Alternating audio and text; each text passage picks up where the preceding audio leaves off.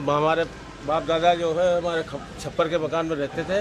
खपड़ा का मकान बना जिसमें रह रहे थे 20 साल से 25 साल से। अब जो है माननीय मुख्यमंत्री जी योगी और मोदी जी ने हमको घर दिया है। हम बहुत खुशहाल अब रह सकते हैं क्योंकि हमारे सर के नीचे छत हो गया है। बहुत उनको हम धन्यवाद कहेंगे क्योंकि उन्होंने हमको ये मकान दिया जो कि हमारे बच्चों का सहारा हुआ और अब हम बरसात से बच सकते हैं। ये महेश जी कहाँ रह रहे हैं और ये कैसा आवास है? ये पंतनगर फौजगंज में हम रहते हैं और जो है पंतनगर फौजगंज में हमारा जो है आवास है प्रधानमंत्री योजना हमको मिला है और जब से मिला है हमने आपको बनवा लिया है। पहले हमारे घर में बहुत पानी भर जाता था, हमारे घर में बारिश होती थी, सब बच्चे भीग जाते थे और अब जो है हम बनवा लिए हैं। हमारा जो है अब बच्चे सुखी हैं और जो है सब आराम से रहते हैं।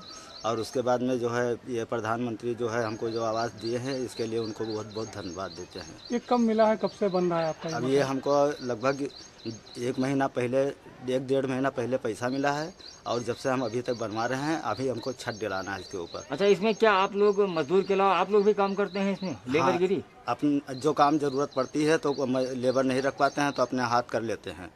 कोई घूस भी देना पड़ा है? नहीं, अभी तक तो कोई हमसे न घूस लिया है न मैंने किसी को घूस दिया है।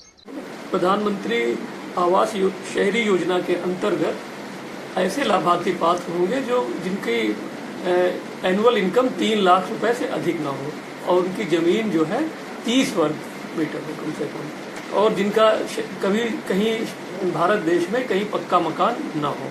ऐसे हमारे पात्र लाभार्थी हैं। 3 नगर पालिका है और 3 नगर पंचायत है जिसमें कि 2254 लोगों का लाभार्थियों का स्वीकृत किया गया है।